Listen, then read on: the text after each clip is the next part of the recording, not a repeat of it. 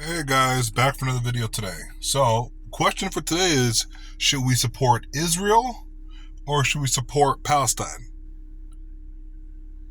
That's a good question, right? A lot of people are out there don't want to speak up because they're afraid of what people might say or what people might do to them. But you can't be afraid to stand up for your beliefs and your morals. Now, I'll kind of go back to the beginning, right? There was well, I would say the complicated history of the Palestinians. Basically, Israel basically left at one point. Palestinians basically settled, especially that Gaza Strip, right? They've been occupying that strip for a long period of time. Israel comes back and is like, hey, we want 50% or 40%. We want a nice chunk of land. So Palestine's like, Israel's like, we're gonna do it. So they've been living. So what they did is they were starting to have issues.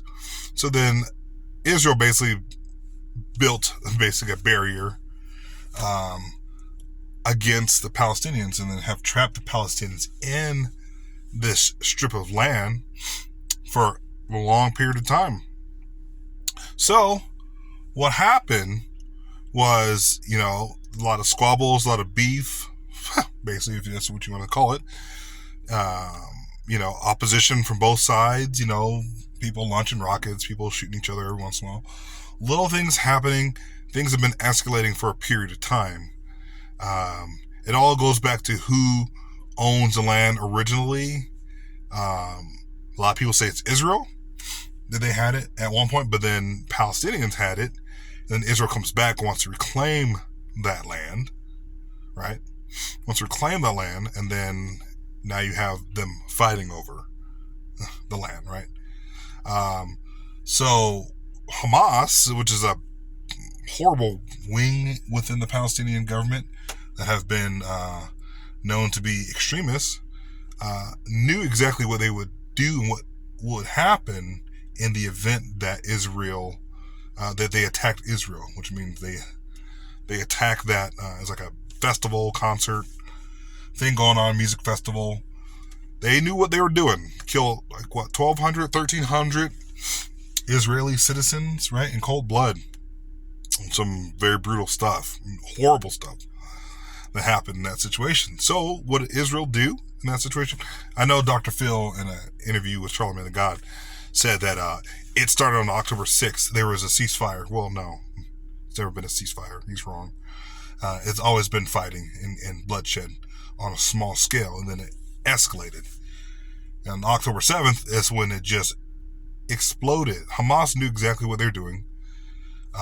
They know that, hey, we can, are they going to just wipe Gaza off the map? They didn't think that Israel would go that far. Israel has gone that far, but they didn't think that Israel was going to be fully retaliate. They thought it was going to be maybe a couple raids here and there, and then say, hey, don't do it again, stop on the wrists. No, Israel has taken the fight. They've used every basically means and imagination. By the way, looking at some of the footage from Israel attacking, they look like freaking American troops with their gear, man. They got the dual night vision. They got the cool blessed plates and carriers and weapon systems. They got all the stuff that it's pretty actually impressive stuff that they have, right? But they've used that in a way to say, you know what, we're going to kill over 30,000 Palestinians, and no one's going to do anything about it. Not even the country that supplies us our Iron Dome and our weapons, because we know Biden is too weak to say, hey, stop. You will stop now, or we will stop the funding the Iron Dome. So Israel's banked off the fact that, guess what? We can do whatever we want. The United States is not going to defund the Iron Dome, right? They know if Trump gets in, Trump's not going to, well, I mean, you know what? I actually take that back. Trump actually is more in support of Israel. Although he says he's absolutely not in support of Ukraine. That's another topic for another time. But now you see, 30, 40,000 Palestinian women and children, and people just want to say women and children, but men are important just as much. Everybody wants to say, oh, just women and children. We're just in this. No, men as well, okay? Men, young boys, dying just as much as women and small children. Um, so, yes. So all those things are happening. It's a horrible situation, right? Where these, you know, just everyone's getting wiped off the face of the map, right? And almost like very little discrimination. Israel's like withheld aid. That's like slapping your brick brother on the wrist and saying, you know what? We're gonna like, we will distribute the aid as we see necessary. And that's what they said to the United States. The United States wants to make some kind of a drop point where it's like manned by U.S. soldiers, which is leaving them. It's going to leave them as sitting ducks. It's going to take a couple months to make this rally point where they're going to be able to. Nah, it's just ridiculous, man. Stupidest thing I've ever heard. But guess what? They want to do it. U.S. is known to make horrible decisions when it comes to foreign situations. So, in my opinion, that's what I would say. But I would say Dr. Phil is wrong on the fact that it just started on October 6th. It didn't just start on October 6th, guys. This has gone on way longer than that. It has to do with who claims the land. Both sides claim the land for themselves. Okay? It's not just, it didn't just start on October 6th. Dr. Phil's delusional.